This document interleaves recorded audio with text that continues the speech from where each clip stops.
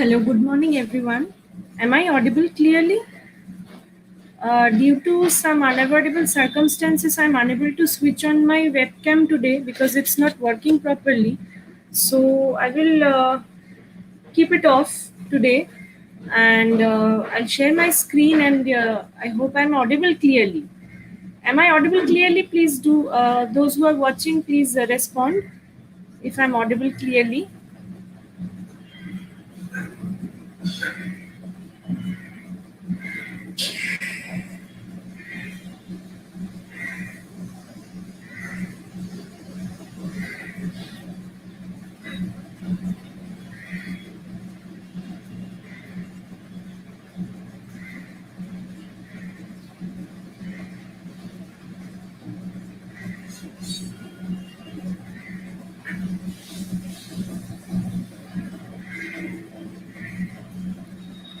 Hello, am I audible clearly?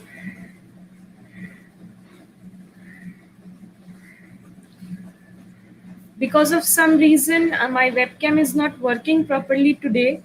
I'm unable to switch it on, so I will speak and I will share the screen and I'll take the class, so that's not an issue, but I'm unable to switch on my webcam today. Am I audible to you clearly? That's what I want to know. If anyone is watching, please let me know in the comment section.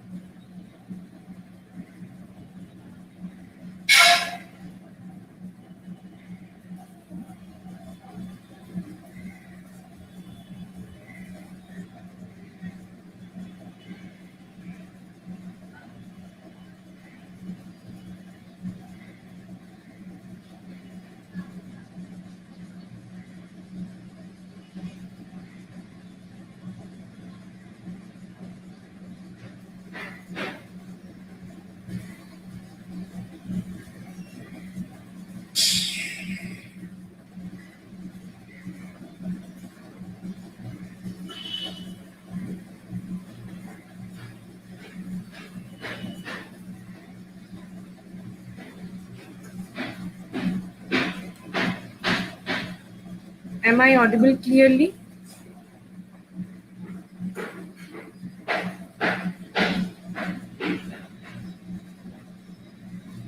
If there is a problem in the audio, then I will create a new broadcast and start the live again. Please do let me know.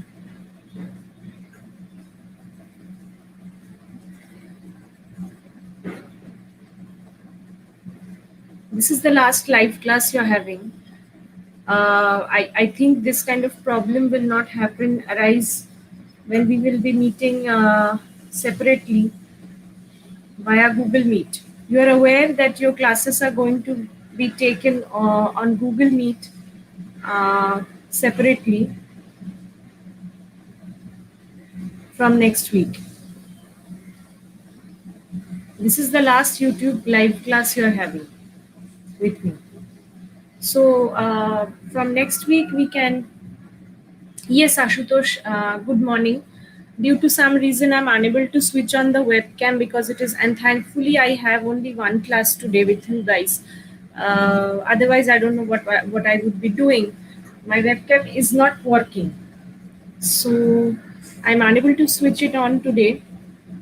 Good morning, everyone. Mm, Next week onwards, we are meeting on Google Meet. So this is the last YouTube live class that you're having today.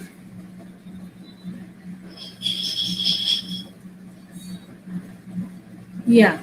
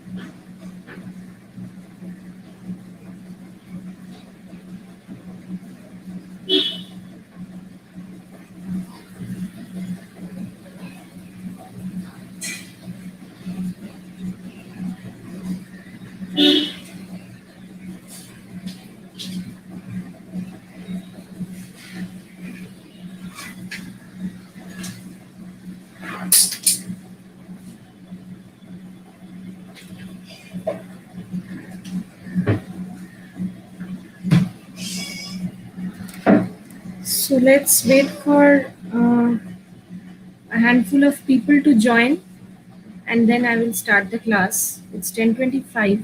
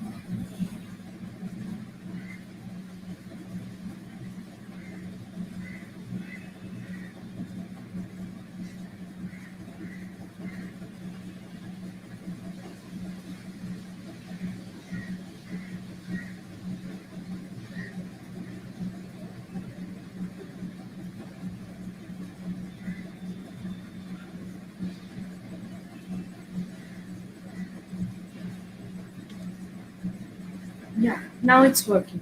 Yeah, now it's ready.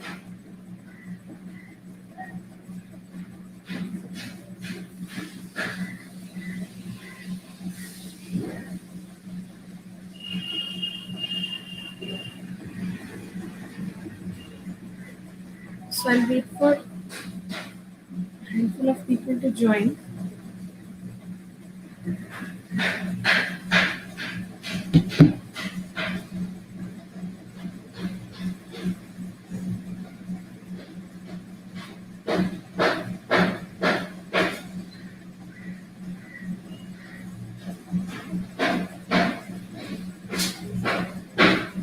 Yeah, hi Aditi, good morning. Good morning. Oh, yeah. So, whatever has been discussed in the last class, is there any problem in understanding? So, I was discussing production and cost, I believe, in the last class. So, is there any problem, any doubt you have? I will soon post the PPT in classroom. So, do you have any questions? So, we can start from there today. Okay. Aditi is saying no question. Okay, fine. Anyone else? So, six people are watching right now.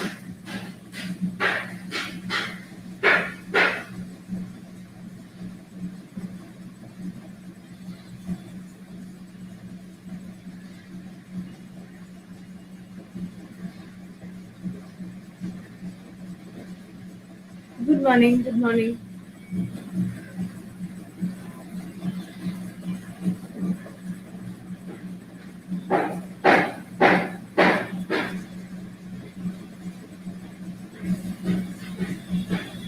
Good morning, Shreyashi. Good morning, Shukanto. Everyone. Good morning.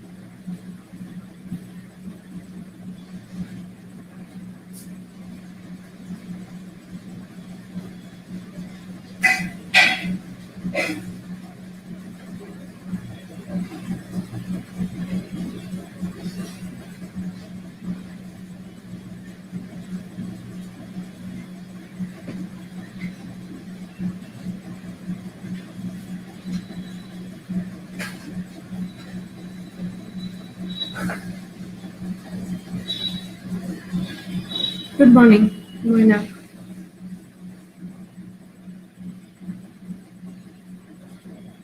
Yeah, I'm fine, thank you.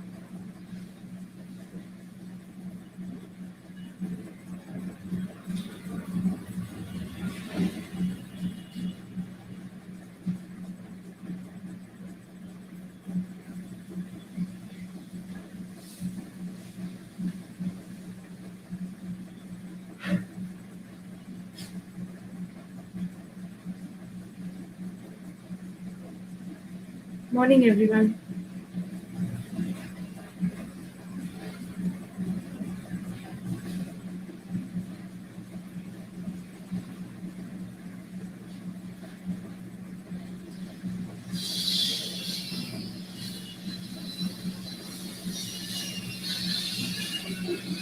Okay, it's 10:30. I think I must start the class. So, okay, I'm sharing the screen. Please let me know if you can, once you can see it. Yeah. So, yes. Is it visible? Is it visible? The screen?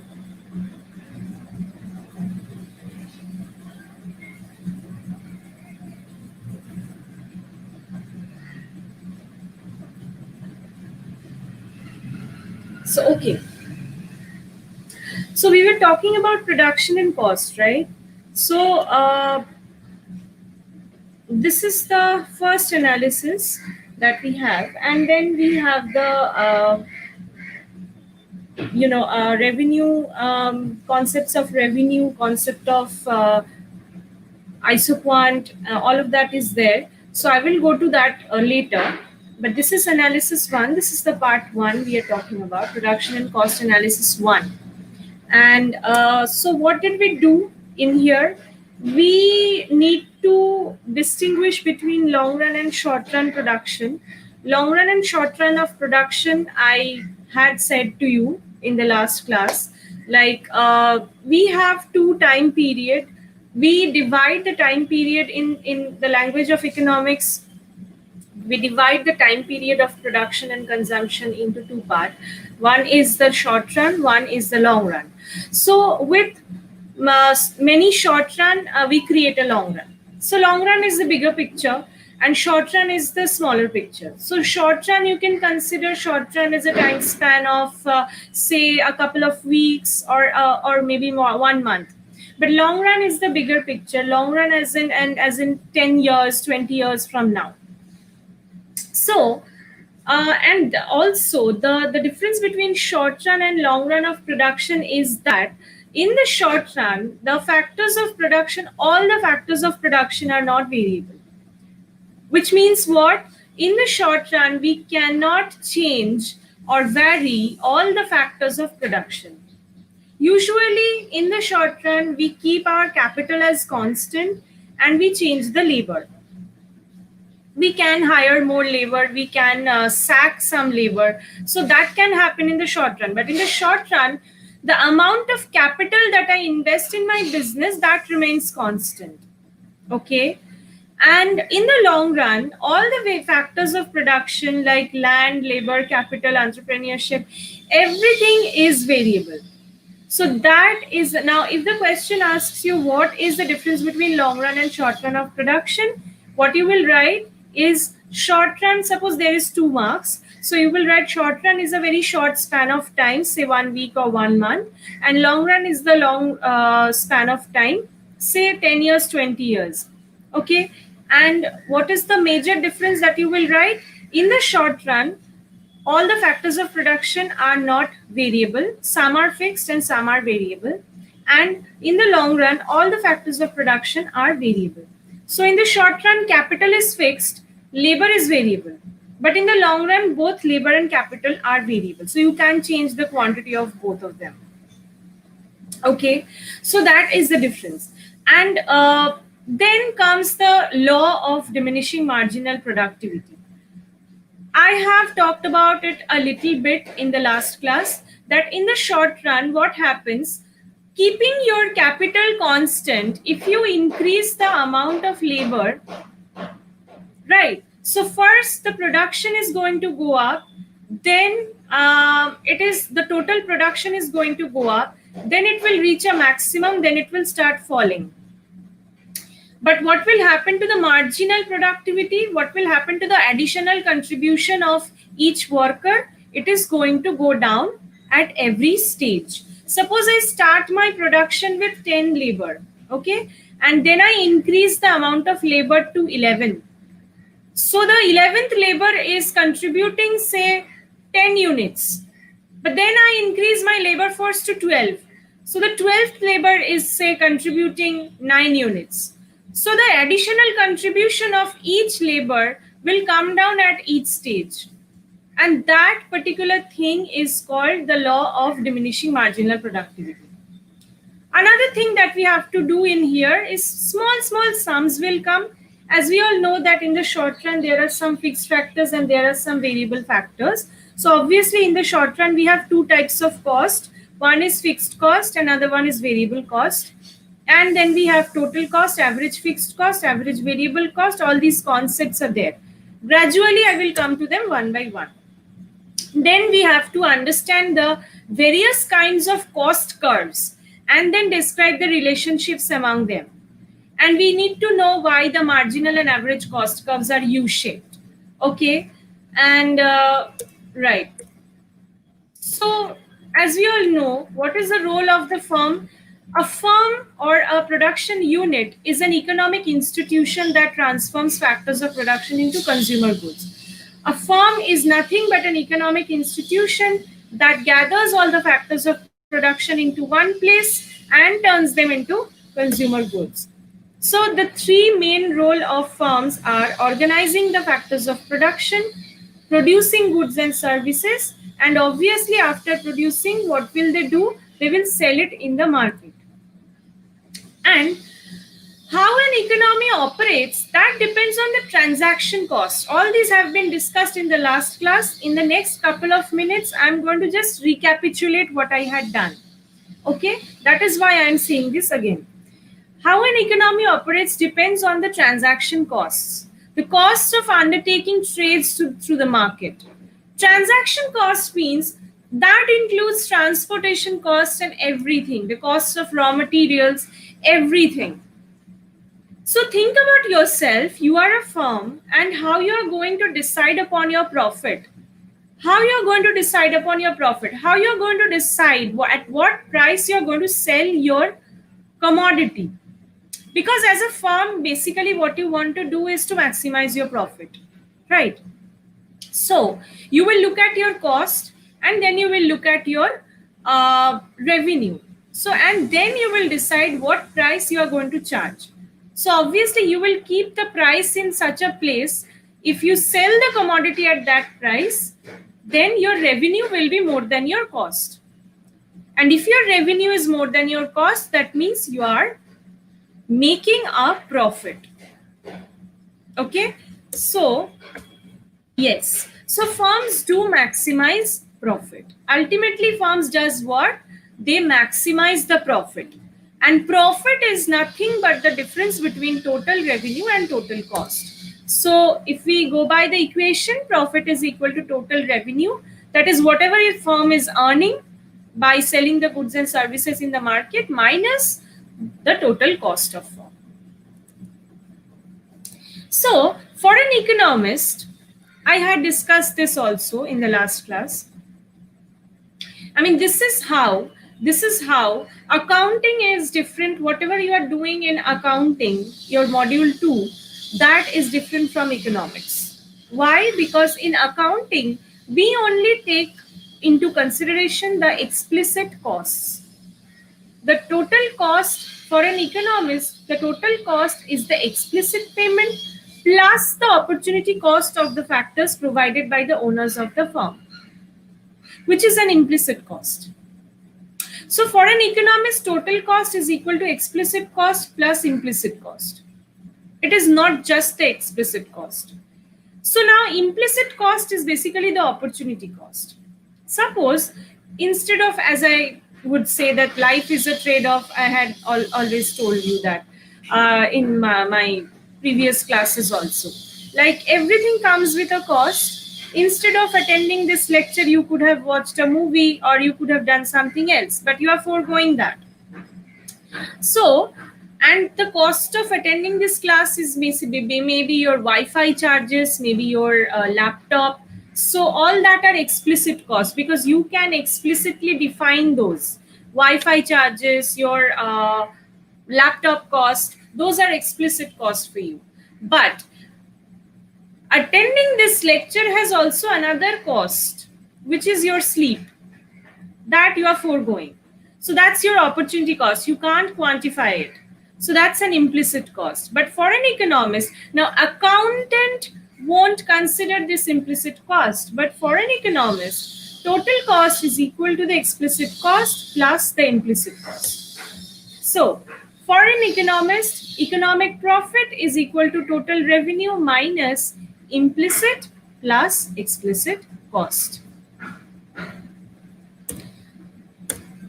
Now, the long run and the short run. The long run is a decision in which the firm can choose the least expensive method of producing from among all possible techniques. So in the long run, all the factors of production are variable. There is no fixed factor in the long run. But in the short run, the firm can't make the changes very quickly. So the short run decision is a one in which firms are constrained by the past choices in regard to what production decision it will make. So a short run is such a situation where one factor of production remains unchanged, that is the capital, and one factor of production is variable. So in the long run, all inputs are variable. In the short run, flexibility is limited. Some factors of production cannot be changed. Generally, the production facility is fixed. So total product. Now we are coming to the, so this, up to this point, does anyone have any question? Let me see. No. Someone is saying, ma'am, marginal productivity means marginal cost. Absolutely not. No. Marginal productivity is something else. Marginal cost is something else. Marginal productivity is not marginal cost. Never make that mistake. Okay, I'll come to that. I'll let you know what exactly marginal productivity is. Marginal cost also will come to that. Okay. But no, marginal cost is not marginal productivity. The two concepts are different. Look at it. Total product is the number of units of the good or service produced by different number of workers. It's as simple as that. That you have certain amount of workers working for you in your factory, and those workers, how much unit of the commodity those workers are producing. That is your total product. Suppose you are working with 10 people and 10 people are producing, say, 500 units of the commodity. So what's your total product? 500 units. Okay, so that's your total product. Marginal product is, suppose you are working with 10 people who were producing total 500 units. Now you are working with 11 people. So you have added one person, you have hired one person in the production. So now your total production increases from 500 to 510 units. So what is the additional contribution of the 11th worker? What is the additional contribution to total output of the extra worker, extra 11th worker that you have hired? 10 units, as simple as that. 510 minus 500, that's 10 units. That 11th worker or that additional worker is contributing 10 units to the production. That is the marginal product of that worker. That is the marginal product at that stage. Okay. Average product is calculated by dividing total output by the number of workers who produced it. So now, as I was saying, I am starting my production with 10 workers, okay, who are producing total 500 units of the product. Okay, so what is the average product of each worker, or per worker is producing on an average how much? 500 by 10. So 50. So 50 is the amount of output that each worker is producing. Average product means total output per worker. That's it. Per worker. Production function is a curve. Now, the concept of production function is that production function is basically a curve that describes the relationship between the inputs and output. So we are all aware with the concept of function, right? Function is y equals to fx. That means y is a function of x. So here y is the production and x is the input.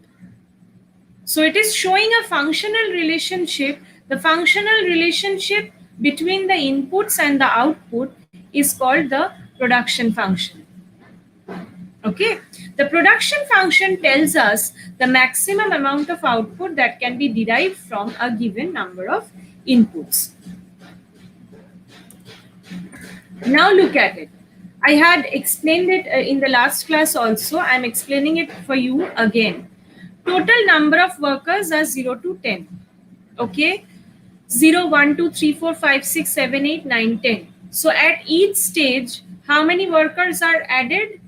One worker are added. So at first I'm starting with no one, then I'm adding one person, then I'm adding another one, two, and then I'm adding another one, it becomes 3. So gradually at each stage I'm adding one worker into the production process.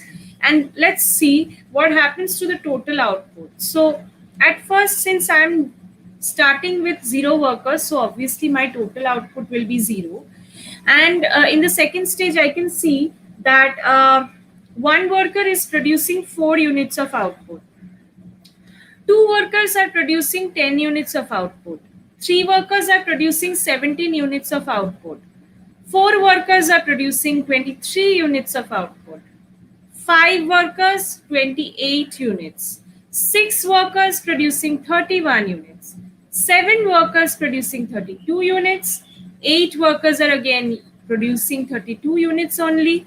So it remains the same between 7 and 8. 9th worker is producing 30 units. 10th worker is producing 25 units. So I can easily calculate the marginal product from here. Now, if I want to calculate the marginal product of the first worker, what I will do is 4 minus 0. Always new minus old. Okay. So it is going to be 4 minus 0. My marginal product of the first worker is 4. Then I am adding one more person to the production. My total number of workers become 2. And then they are producing together 10 units of output. So my marginal product is 10 minus 4, that is 6. For the third unit, it becomes 17 minus 10, that is 7. For the fourth unit, it's become 23 minus 17 is 6. Then fifth unit, it becomes 28 minus 23, that is 5. For the sixth unit, it becomes 3. For the seventh unit, it becomes 32 minus 31, that is 1. But look at the fun fact. Between 7 and 8, the total output remains the same, 32 at each stage. So, what is the additional contribution of the 8th worker?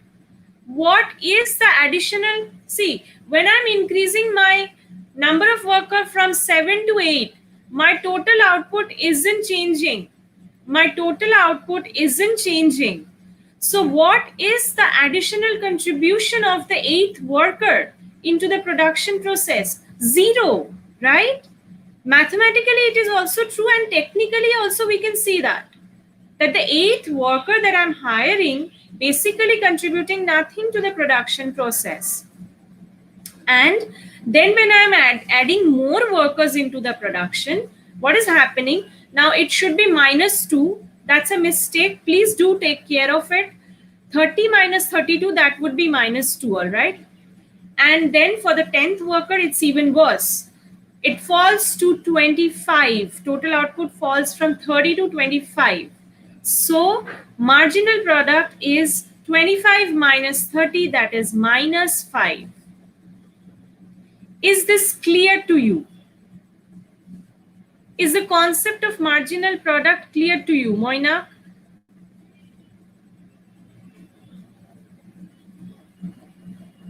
What is total cost? I haven't come to cost yet.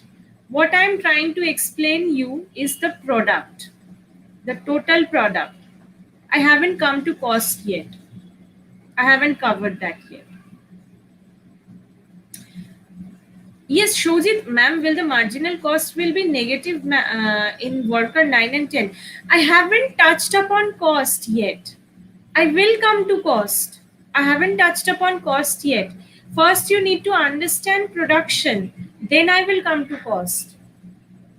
I haven't talked about a thing about cost. Okay, cost, I will come to that later. I'm coming to that. First, understand the table. Did you understand the table? Like what is happening to the marginal product and what is happening to the total product as I keep on increasing, as I keep on adding more and more worker into the production process. Have you got it? That is the first thing you need to understand. Okay. Now look at the average product. Calculating average product is pretty simple. What you need to do is basically column 2 divided by column 1. Column 2 divided by column 1. Total output divided by number of workers at each stage. So the average product is, for the first one, 0 by 0 to is nothing. For the second one, 4 by 1, it's 4. For 2, it's 10 by 2, that is 5. Then it's 17 by 3, that is 5.7.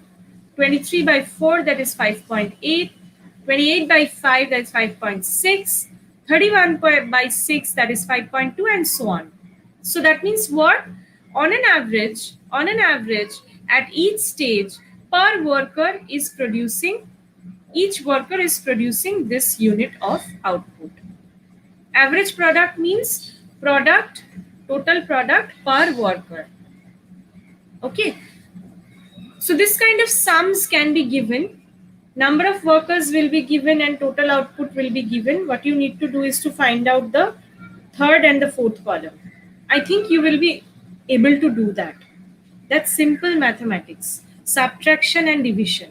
Nothing else. Now, okay. Now understand the production function. So first see, here we have two diagrams. One is panel A on the left hand side, as you can see. One is panel B on the right hand side, as you can see. So panel A is showing the total product curve, and it looks like this.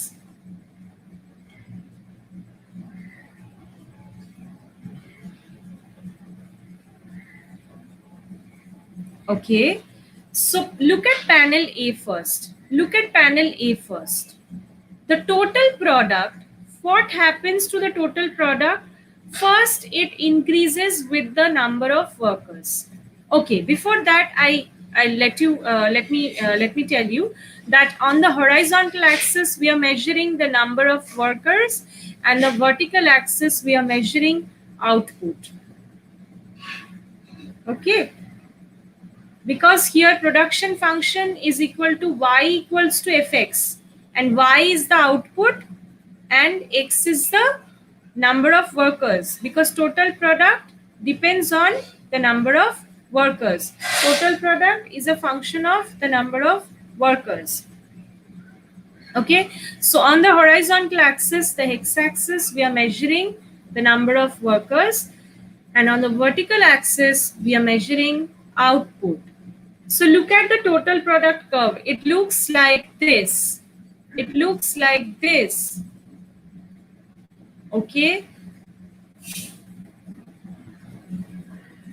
So first, with increase in number of workers, total product increases. Then it reaches a maximum point. Then it reaches a maximum point. You can see that between 7 and 8, total product does not change. From the table also we can understand this. Let me go back to the table again. See, between 7 and 8, total product was 32. Between 7 and 8, total product wasn't changing and it was the maximum. Okay, moving on. See, here also between 7 and 8, total product remains the same and it is the maximum. Then after the 8th unit, from 9th and 10th unit, total product starts falling. So total product curve, total product or total output curve always looks like this. First it increases at an increasing rate, then it reaches a maximum, then it starts falling. Moving on to, this is all about panel A. This is the total product curve. Moving on to the right hand side. The right hand side is showing you the marginal product and the average product. The marginal product curve and the average product curve. Look at the fun fact, and this is true for all average and marginal relationships, be it cost, be it anything. Be it total product, be it total cost, the relationship between average and marginal is always like this. So look at what is happening to the average product, the light blue curve, AP curve. AP means average product. So first it increases, then it reaches a maximum, then starts falling. And same thing is happening with marginal product also. But the thing is, when average product is increasing, all through when average product is increasing, if you have a pen and paper, if you have a copy, please note it down. Because this is the relationship between average product and marginal product. And this is a favorite question in examination. This comes that in terms of diagram, explain or show the relationship between average product and marginal product. So please note it down. When average product is increasing, you can tell this from the diagram also. When average product is increasing, marginal product is higher than average product. When average product is increasing, in the first phase, what is happening up to this point? Average product is increasing, and up to this point, marginal product is higher than the average product. After that, average product starts falling. So what do you see? Marginal product is less than average product. Okay. Okay. And at the point where total product is maximum, between 7 and 8, total product is maximum, marginal product is 0. At that point, you can see between 7 and 8, marginal product is cutting the horizontal axis, which means it becomes 0. And obviously, after that, when total product starts falling, marginal product becomes negative. It goes below the horizontal axis to the third quadrant. Did you understand this or did you not? If not, then please do ask. I can explain once again. Ma'am, please repeat the... Ma'am, the...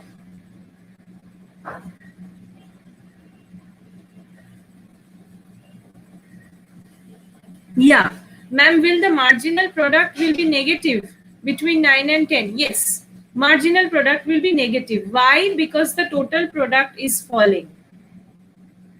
Ma'am, the point where AP and MP meets is break-even point in the graph. Well, see, break-even I haven't discussed. For understanding break-even, you need to understand the cost. I haven't went there. I haven't. Yeah, I'm repeating it. Yeah. Ma'am, please repeat the question. Yes, I am repeating it. definitely. See,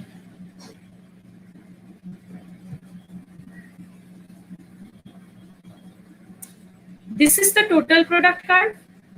So in total product, what is happening? First, it is increasing, and then it is reaching a maximum point, then it is falling. This is happening to total product. Understood? Now, what is happening to average product? Average product, what is happening? First, average product is increasing, and then it starts falling. So it is an inverted U-shaped curve. AP, the light blue one in the right hand side.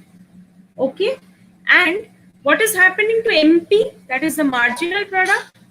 When average product is increasing, marginal product is, okay, write it down, I'm repeating.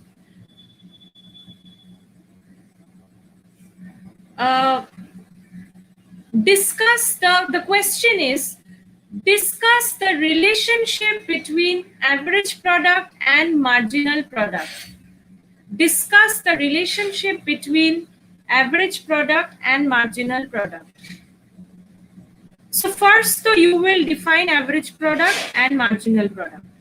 Average product is the amount of output per worker, and marginal product is the additional contribution of each worker at each stages of production. First, you define the two, and then the relationship would be whenever average product increases, marginal product is higher than average product. Whenever average product increases, marginal product is higher than average product. When, number two, when average product is maximum, marginal product is equal to average product. We can see that at the maximum point, marginal product curve is cutting the average product curve, which means the two becomes equal. Am I right? Third relationship is that number three, when average product is decreasing, marginal product is less than average product. These are the three relationships between average product and marginal product. This you can show graphically also. This you can understand from the table also. Let's go back to the table and find out. Let's go back to the table and find out whether this relationship holds true or not. See, when average product is increasing, 4, 5, 5.7, 5.8, up to 5.8 average product is increasing. Marginal product is higher than average product. 4, 6, 7, 6. Then, after 5.8, average product starts falling. 5.6, it is becoming. Then you can see marginal product is less than average product. 5.6, marginal product becomes 5. 5.2, marginal product becomes 3. 4.6, 1, 4, 0, 3.32, 2.55. Minus 5. Sorry, this will be minus 2 and minus 5. So, this relationship holds true always. This relationship we can understand from the table also, and we can understand from the graph also.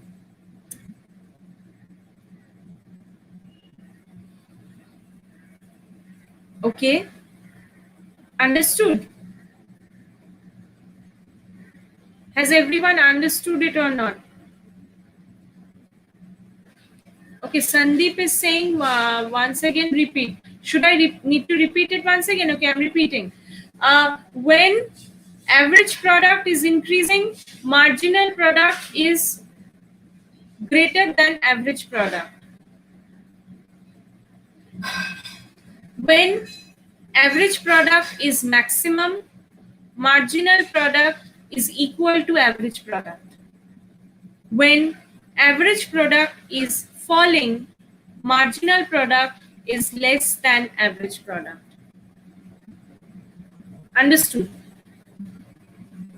Shomita saying yes, understood. Moinak is saying yes, understood. Aditi saying understood. Okay. Is there anyone else who did not get it? Who did not? Because you need to understand this. And this if you remember this relationship between average and marginal for total product, then you can easily, the same relationship holds true for cost also.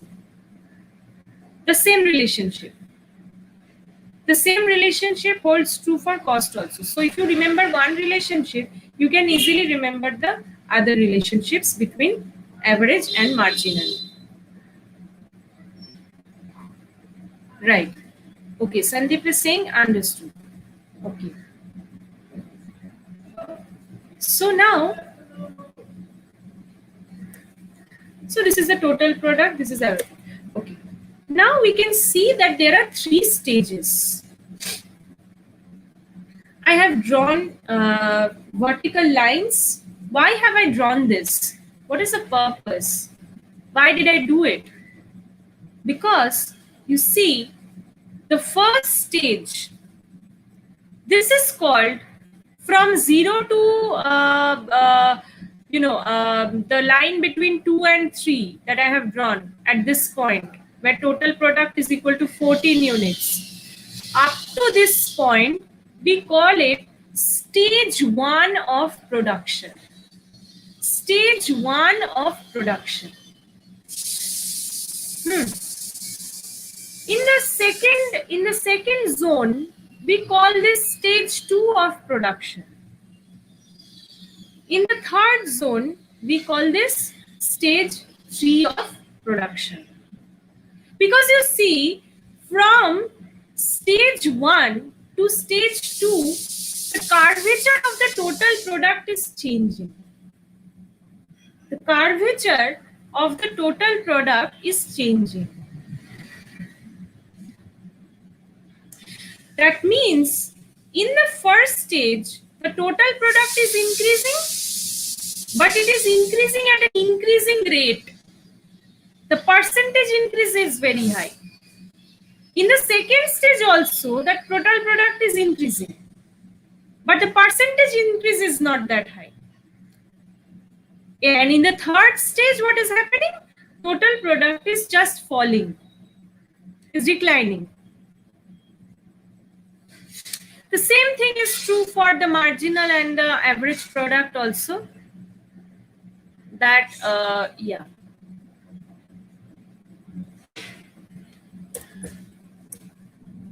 In the first stage, average product is increasing. In the second stage, it becomes maximum and starts falling. In the third stage, marginal product becomes negative.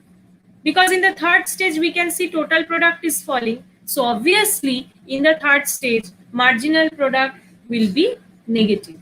And if total product is falling, average product will be falling. And if total product is falling, then marginal product will become negative. So these are called the three stages of production. These are called the three stages of production. Stage 1, stage 2, and stage 3. So in stage 1, output or total product is increasing at an increasing rate. And in the second stage, it is increasing, but the rate of increase is less. In the third stage, final stage, it is falling. Okay. Now, this is called the law of diminishing marginal productivity. So as more, the law states that as more and more of a variable input is added to an existing fixed input, because see, here we are talking about short run. You need to understand this very carefully, because here we are changing only the labor force. We are not changing capital, okay? Here we are talking about short run, Okay, as more and more of a variable input is added to an existing fixed input, after some point the additional output one gets from the additional input will fall, and this is called the law of diminishing marginal productivity. As you go on increasing your input, as you go on increasing, see, I will give you a very basic example. See, you don't need to think about very complex example. Always try to take example from your own life. Okay, so think about it. You are trying to study the night before your examination. I mean, all of us have done that, right? With too much concentration. Okay, so basically what you are doing is you study for 1 hour. Okay, fine, it's good, the output is good. Then you study for another 2 hours.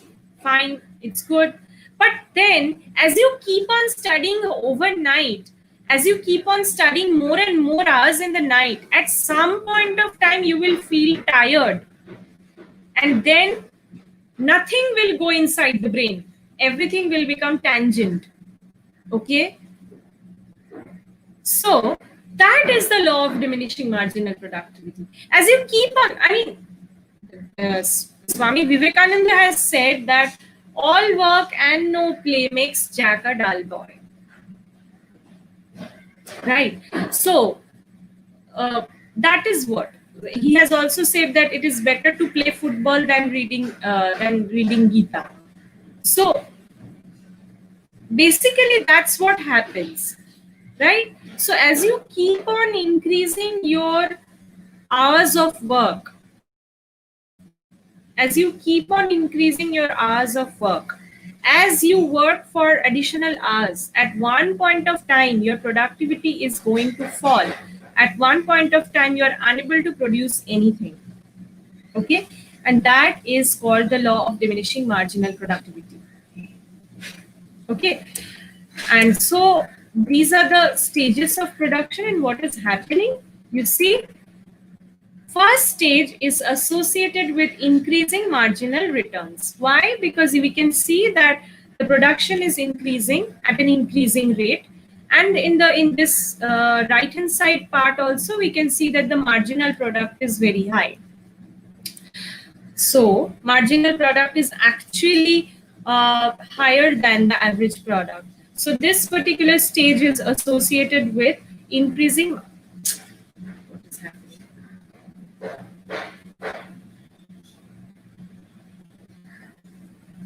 This particular stage is associated with increasing marginal returns.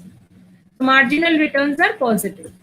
And stage 2 is associated with diminishing marginal returns. Because in stage 2, as we enter the stage 2, marginal product starts falling. Even if total product is increasing, marginal product starts falling, which means the additional contributions are decreasing. So this stage is called diminishing marginal returns. And can you tell me what is the final stage will be called? It will be called diminishing absolute returns or negative marginal returns, because as we enter stage 3, from stage 2, then we can see that the marginal product actually becomes negative.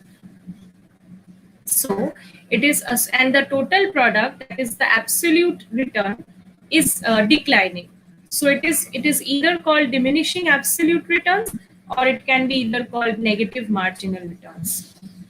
So these are the 3 stages of production every producer has to face. Stage 1 is when total product is increasing at an increasing rate. So which means that there is increasing marginal returns in stage 1. And then we entered stage 2. What's happening in stage 2? Yes, total product is increasing, but the rate of return is less, which means the marginal return is falling. And then as we enter stage 3, what's happening? The total product is falling, which means absolute returns are declining and the marginal returns are actually negative. So these are the 3 stages of introduction. So I think I'll wrap up here. If you have any question, I will be answering that. Okay. What do you don't understand? Okay.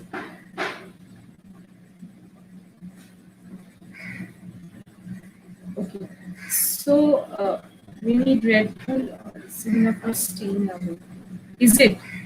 Okay. Do you have any question regarding today's discussion? Then please go ahead.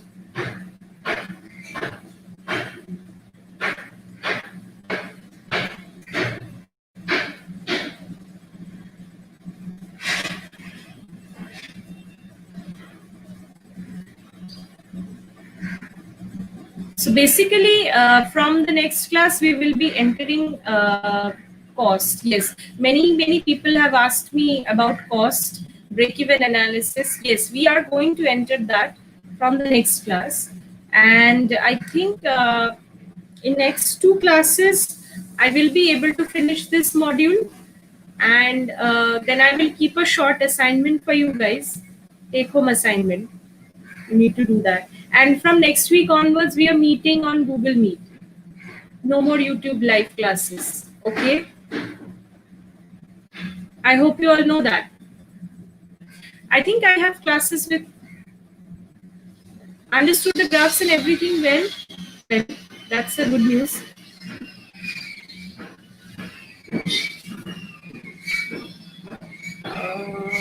Okay. Any particular question? Yeah, I know Google Meet consumes a lot of internet, but what to do? What to do? Like we have been instructed to take classes. No longer YouTube classes are allowed to be taken. So we have to take classes on Google Meet. We have to meet separate on Google Meet. Actually, I have to take more classes. I have to repeat everything.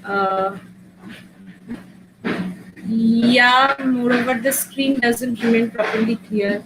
I know that a lot of problems are, but the good thing is that we can interact like directly on a one-to-one basis, which is not technically possible in YouTube live section.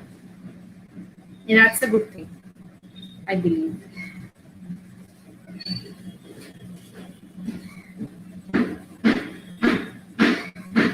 And everyone should interact once we start our class in Google Meet.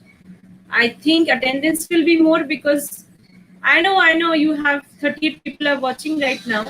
You have this tendency of watching it later and doing something else during this period. I know. That's a convenient option for you, but not for me. You know, I can't keep it for later. So I know all of you, most of you do that in your own convenient time instead of attending this class right now. But in Google Meet, I think everyone needs to interact and attendance will be more. I don't know. Let's see. Okay. Thank you. If you don't have any question, then I think this is it for today. Next week onwards, we are meeting on Google Meet and conversation is important. Yeah, academic conversations are very important. I understand. Well, so meeting link, I will generate a meeting link and that is going to remain constant for all classes, right?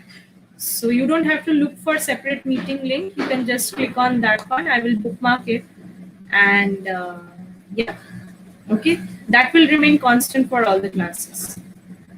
So in every class, I'm not going to generate a new link. The same link is going to be constant. 3 links I'll generate. Thank you. So this is it for today. Thank you. Have a great weekend ahead. Right. So ending the broadcast. Bye.